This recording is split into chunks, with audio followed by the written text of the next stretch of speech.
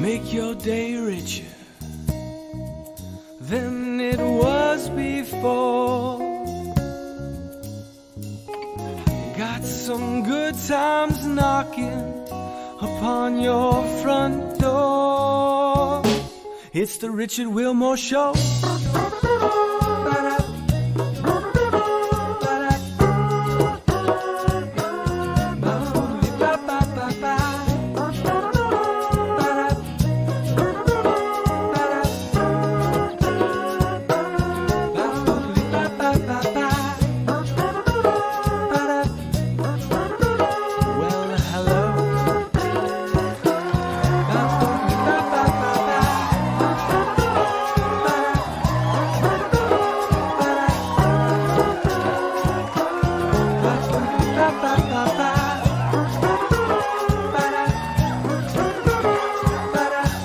Ladies and gentlemen, Mr. Richard Wilmore.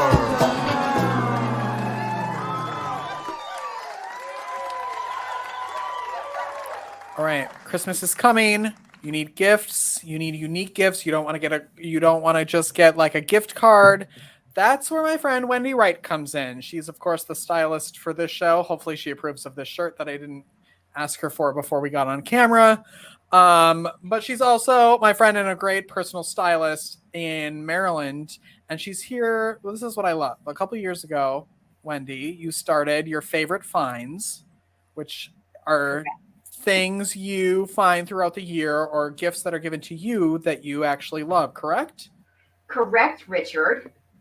And what do you love about curating this list every year?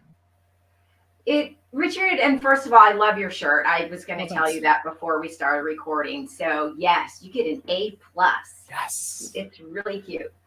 What I love about it is that it really helps me hone in on things that I do love and that I find helpful for everyday life or that enhance everyday life that are real world, not, I'm not going to recommend $500 things, but just really simple things up to maybe a little over 100.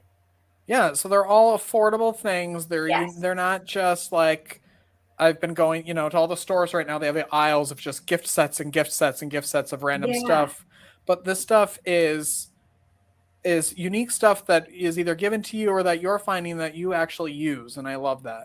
Absolutely. I know, let's see, 1, 2, at least 2 of the 5 that I was going to cover were given to me or referred to me. So I love doing that because most of the best things I ever get are either told to me by a friend or given to me by a friend or family. I love it.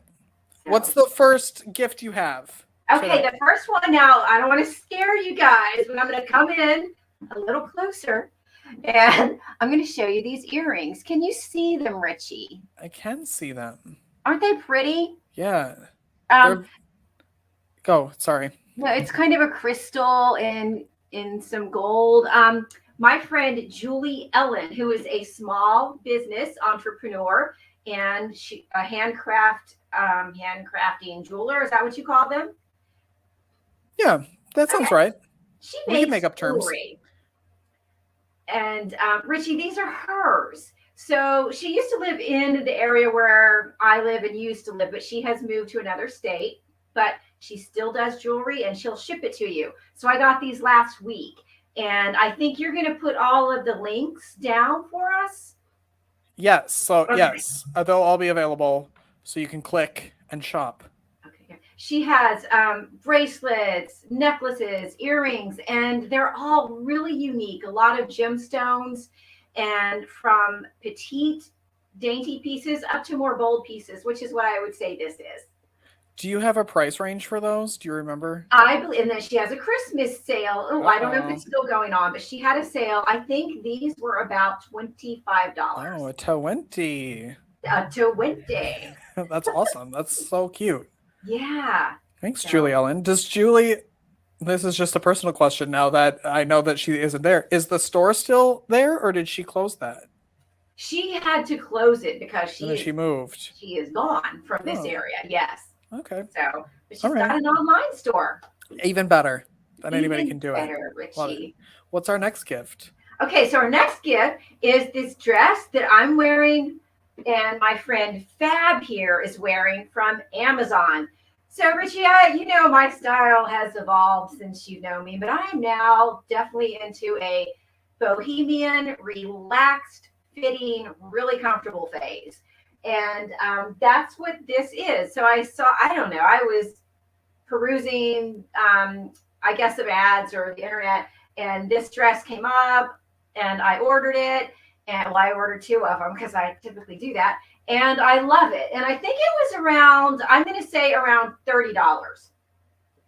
This is what I love about Amazon is I'm usually afraid to online shop for clothes because I like to feel it and I like to try it on to make sure.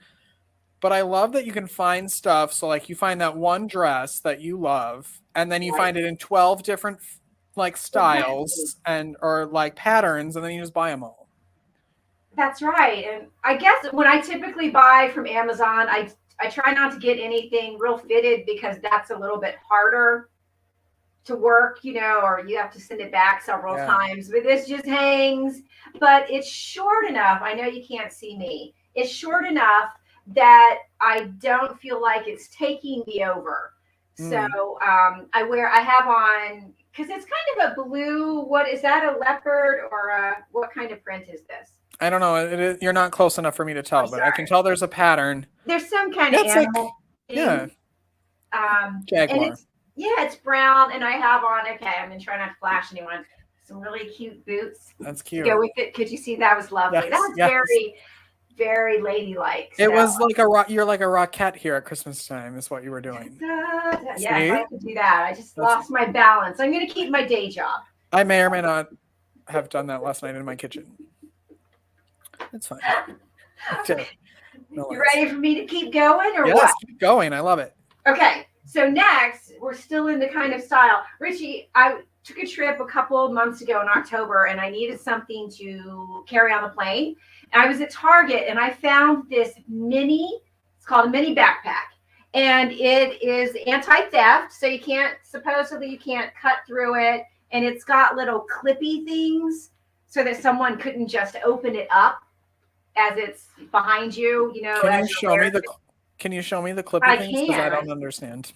Okay. Are they like locks? So there are little locks like right there. Oh. There's a zipper here. So it would be harder. And there's another one on another compartment because, you know, of course it's behind you. I'm always worried about people unzipping and going into the backpack, but this would make it much more difficult. And what does that fit? Like, can a laptop fit in that? Yes, I had a laptop. I took my makeup with me because I don't want that to get lost because God knows I need it. A couple books and some snacks. And I actually put a little mini cold pack in it with my snacks. Actually, the next favorite thing, I'll show you what it is. Good segue. And it was perfect. So let me just give you an idea. This is my hiking backpack. Okay. So you can see it's significantly smaller. Yeah. And I'm 5'2" on a good day, and you can kind of get the idea of the size. I love this thing. That's it's really just cute. You could use it as a purse easily, but it's great. So, does it come in other colors or patterns? I think it comes in gray. There weren't a ton of colors, but I didn't care. I love the size and just how easy it was to carry on a plane. But it's a good day trip backpack. Yeah, I like that. It looks sturdy too. Thank you. Moving on. Let's do it. Okay, let's get into something that's fun because we can eat it and chocolate is involved. So Richie, this is called a midday square. Our mutual friend, April, brought me a pack of these back in the spring.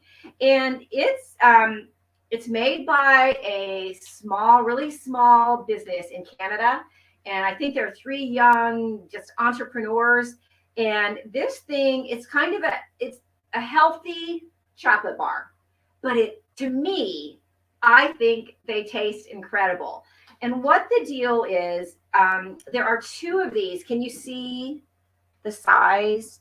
Yes. And this is called peanut butter, Butta. And it is vegan. It's got a significant amount of protein in one square, the midday squares. They're calling it that to hold you over a little bit. So what else? I can't read anything because I'm blind. So they're organic. They're plant-based. Did I say they're vegan? Non-GMO.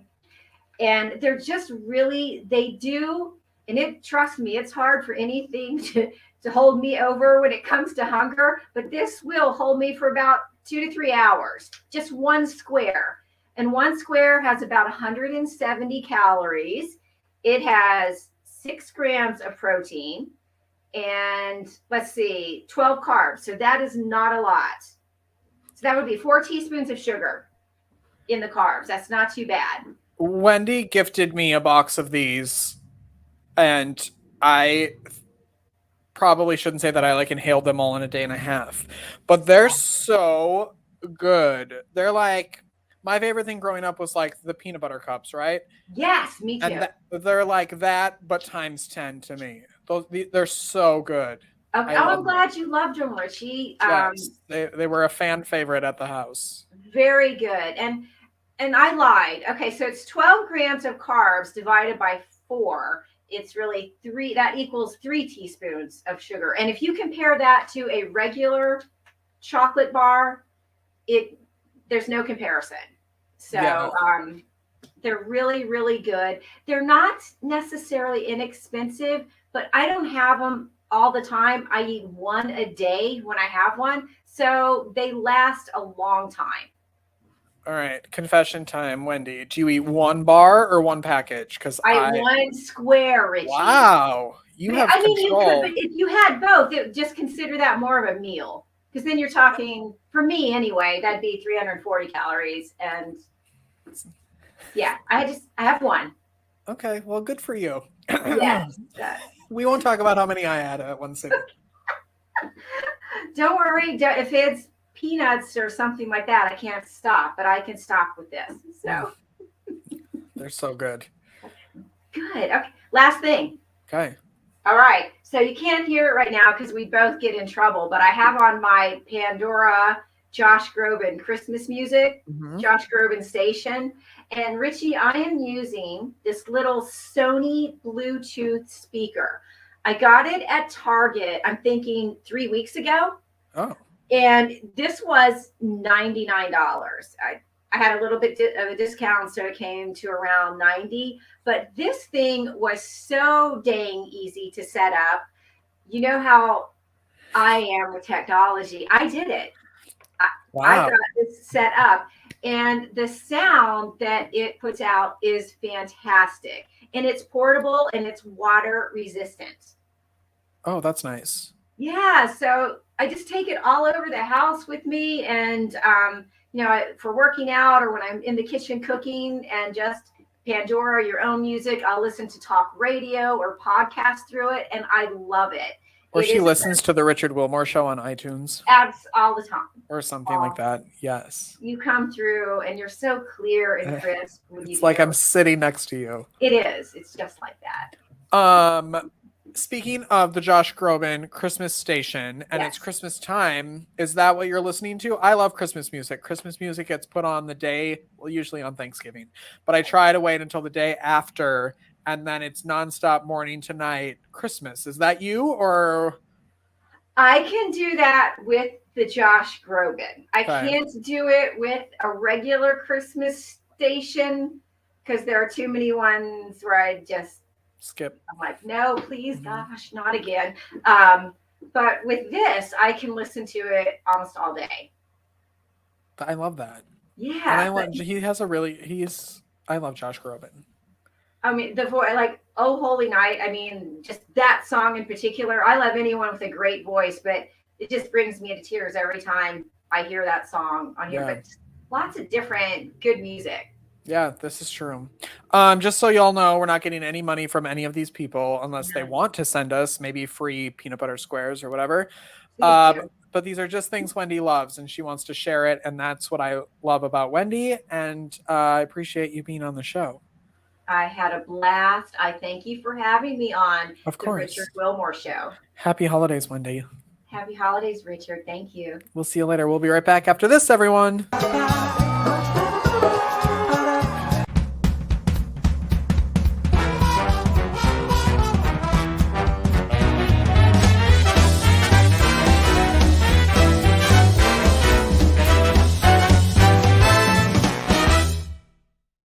Wouldn't it be great if your business could have a commercial on TV? Now it can. Secure your Season 5 sponsorship by visiting richardwilmore.com. Advertise on Apple TV, Roku, and Amazon Fire TV by sponsoring The Richard Wilmore Show. Become a sponsor today. Go to richardwilmore.com now. I'm back with Michael. Michael, thanks for jumping on with me. Anytime, actually. Do you have any way of saying my last name? Should I say it for you? What is it? Limongelli? That is perfect. Really? Spot on. That was going to be my first question, is how do you pronounce your last name? But I did it. I noticed when you just said Michael, I was like, I probably should have told him, yes, Limongelli. Most people just butcher the heck out of it. So what's the worst that someone has butchered it? Probably Limongelli. Oh. But it's like, that's not even that bad. But I don't know. And I never take offense to it. It's an interesting one. Very Italian. So my old last name was Karlinski, so that always screwed people up and no one knew how to spell it. Well, there were a lot of SKIs and it's actually SKY. So I understand. That sounds like a Northeast last name. It's very Polish. Yep. And I'm glad it's Wilmore now because it's easier for people. But people still screw that up too. Some people will put 2 L's. It's, who knows? I don't know. But Michael is not here to talk about our last names. I mean, we could, but I have a lot of questions for you. First of all, can we start off with it's the holidays. How long have you been vegan? I have been vegan 8 years now. And what made you become vegan? So long story short, I want to say I went the selfish route in terms of I was working out with my best friend. This was around the time that P90X was very large and in charge in our lives.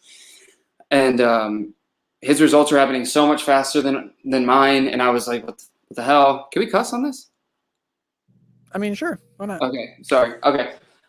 Heck, what the heck? And after I realized that it was purely based on the food that he was consuming, I looked at what I was consuming. And then from that moment, I stayed one night after we worked out and he was like, do you want to watch this documentary? It's called Forks Over Knives.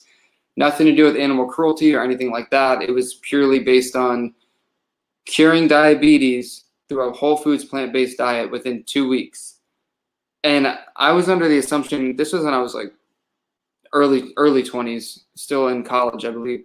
And I thought you just get old, fat, and diabetic. I just thought that's what happens. That's what happens to my Italian family, yada, yada. And then I realized that these people were reversing this huge disease, that they were getting 2 insulin shots a day, bags of pills. And it just kind of blew my mind. And so I decided to really think about what I was putting in my body. And before you even get diabetes, you should probably try to prevent it. So yeah, it was also correlated with Lent. I grew up Catholic, so there's a little bit of that in there. I don't really practice too much anymore, but I gave up meat for Lent and I just never really went back. Favorite part of being vegan?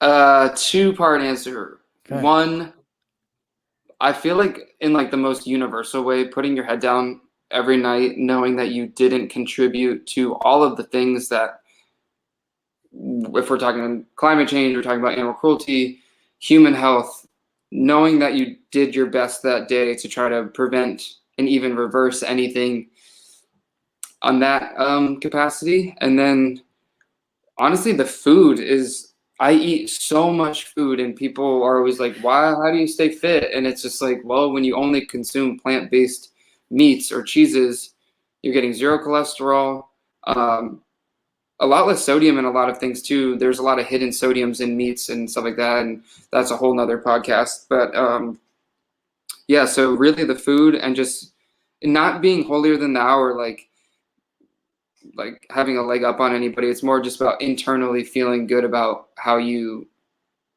day went and just feeling healthy, I guess. Yeah, that makes total sense. Are you a good cook? Like, are you the one cooking for the holidays, or No. what's your go-to for like Thanksgiving and stuff? My Thanksgiving is going to my sister's house. She is an incredible cook. She's an incredible person, so selfless, and she was actually who I started my first vegan business with. We had a beautiful vegan ice cream shop out in Austin, Texas, and we ended up selling that, which was amazing. But yeah, she is the cook. My general diet is very calculated in terms of down to the macros and what I consume. So it's pretty much the same thing every day, which sounds weird to people, but it works. And then if I have a cheat meal, I love Thai food. Yeah, I'm not really a cook. I can throw tofu in the air fryer and put it on 400 for 20 minutes. So that's literally what I do. Anything I cook goes in the air fryer or the oven, 430 minutes. However it comes out is what I eat. I'm not that picky. Me too.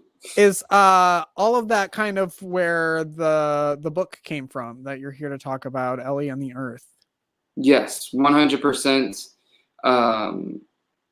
That is where it all comes from. Veganism has changed my life physically, fiscally, mentally, emotionally. It's like if I could pinpoint like the single greatest decision I ever made, it would absolutely be going vegan, purely on the fact of how we're sitting here today on a Wednesday at 5, which like, and the freedom that we could have a very quick turnaround time for this podcast. It's just, it's done so much good for my life, and I know that it can bring good to others too. And if you believe in energies and karma and all that stuff, if anybody's curious, I'm more than open to have conversations about myths and stuff like that. I've done plenty of presentations on it, and it means a lot to me. So that's where this book really came from. It has vegan undertones, but it's more just about how we take care of each other and the earth and what has got us to this point. And who is the book for? Like, who would be the person to go and pick it up and read it? So I honestly wrote this. I did a huge scan of children's books, and the quality of writing that exists on New York Times bestsellers, and I'm not here to knock anybody, but when I read them, I was so bummed out for the parents that would have to read this to their child every single night. So in full transparency, like, I wrote this with parents in mind so that 1, they wouldn't get bored, 2, they would find some value in it, and 3, know that they weren't just wasting money on a book about a fox and a hat and somebody's looking for the hat and then the fox gets eaten at the end. It's like a crazy book that I read, and it was such a buzzkill at the end for like 3-year-olds to read, or for 3, 4, or 5-year-olds to like get into. And I was like, I'm going to stop this now, and I'm going to hone in on something that I've been doing. I've been writing poetry my whole life. It's not something that I ever really share or talk about with anyone, but it's definitely coming out in this book. It's one giant poem, and it just keeps the kid and the parent interested the whole time until the very end, for sure. It's always important in a kid's book. Otherwise, the parents end up like making up half the story because they don't actually want to read it. Exactly. And I am not a parent, but I could only imagine how that would go, where you have to change the ending every night so the kid doesn't get bored, or you don't get bored, or whatever it is. So yeah. And you sent along a clip, so I want to play that so everybody can see more about the book. Take a look.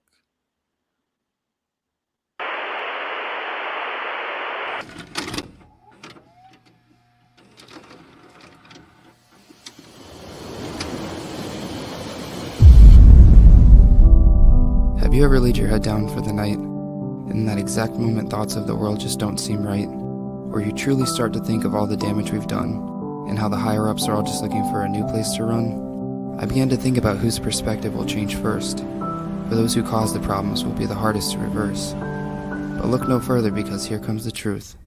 If you really want things to change, then it must start with our youth. And just before my mind took a turn for the worse, I began to find some solace in the form of a verse. So I wrote a short story titled Ellie and the Earth, where a young girl tries to convince everyone just how much it's worth. This adventure takes place in some years to come, where Mars is the new destination for humans, all except one. It tells Ellie's best efforts to get her parents to care, and uncovers what has led them to leave the Earth in such despair. So come join Ellie and Pudge along for the ride, and perhaps you too can try to see things from the other side. I mean, the illustrations, the art, like, so beautiful. Thank you so much. Definitely have to give a shout out to one of my really good buddies, John Scotty. We sat in the Austin library and just banged that video out in a couple days. We recorded the audio like upstairs in my house. I was very grateful. I knew exactly what I wanted it to look like, and then his skills of just being like click, click, click, boom, boom, boom, boom, boom. It was just perfect, and thank you for that. I really appreciate you sharing that. That was pretty much the idea behind where the story came from, where I was literally falling asleep. This was back in 2017. I had a long day at the ice cream shop, and I just saw like so many kids, and I started to like imagine what it would be like for the future children to like, everyone's doing all this research to see if Mars is a viable planet for us to go to when we have this beautiful planet of Earth, which is perfect for us if we just decided to take care of it in different ways. And I thought about how sucky that would be to be like, okay, like it's our time to go and you don't want to leave. So then it was one of those like falling asleep pseudo dreams. And then immediately I wrote pretty much the entire story in my notes that night, like on my phone. It's kind of crazy. That's insane. Where can people get the book? So you can find the book at Book People in Austin. I'm also I have plenty of amazing entrepreneur friends out here in Austin. MSW Lounge is a really cool IV health lounge that I just stacked it on the shelves today. Okay. Hopefully going to Raw Republic Juice on Lamar. And there's just so many different businesses that I get to kind of choose from, which is so amazing. Being an entrepreneur in Austin, your network is full of people who constantly want to boost you up. And we talked before the show about the East Coast life a little bit, how we're both from Maryland for a while. And the way that I describe the ethos of Maryland and the East Coast in general is like, how much money do you make, what your politics are, what do you do for work? And like the ethos of Austin is definitely, how can I help you grow? And it's such a beautiful thing that everyone's just like versus crabs in the barrel. Here we push you up and then you pick them up with you. And everybody here just wants everyone to make it with what they want to be passionate about. And it's just, I feel very lucky. So the second greatest decision I ever made, honestly, was moving to Austin, Texas, for sure. Yeah, I've been here a little over 4 years, and I say it all the time that I didn't really have any expectations on what Texas would be like. But I am shocked at the amount of talent here and creativity. And like you said, the way everybody is just so supportive of everybody else and wants everybody to succeed. And they know that there's room for everyone, which is really nice. Yes, that's probably one of the most important components, is that there's room for everyone to literally be yourself. Yeah. And minimal judgment. Like it's just very, very cool. Also, we do have a website, ellieandtheearth.com, that you can order books from wherever you are. And as of right now, I will be shipping them out personally. I want them in, they're amazing stocking stuffers for the kids. And like I said, also for parents, if they are bored and want a 32-page light read, that's for you. That's it. I have a group of friends, college friends, that all have kids, and we do books for the kids every year for Christmas. So your book is the one I'm going to be ordering for them. Thank you so much. Spoiler alert to my friends who are probably watching this. And you're sending along a book to give away to someone, correct? Absolutely. That's awesome. So check out our social media at Rich Wilmore Show to learn how you can win a copy of Ellie and the Earth. Michael Limongelli, I said that right? Perfect. Okay, good. Thank you so much for being here tonight. Thank you so much for having me. I really, really appreciate you. Of course, go support him and then buy the book. It's a great book. Check out the website. We will be right back after this. Hi, Wendy of the Right Fit here, and if you're having one of those hair days that's not so good, why don't you throw on a cute cap and call it a day? Or you could do what my friend Stacy here has done, and she is wearing one of the headbands that's all the rage right now, and it's just so cute. So find yourself a cute cap or a ball cap or a headband and save yourself on those days where you just don't have the time nor the inclination to do your hair. Thanks a lot. You can reach me at wendyattheRightFit.net or go to therightfit.net. Thanks everyone. Bye-bye. It's the Richard Wilmore Show.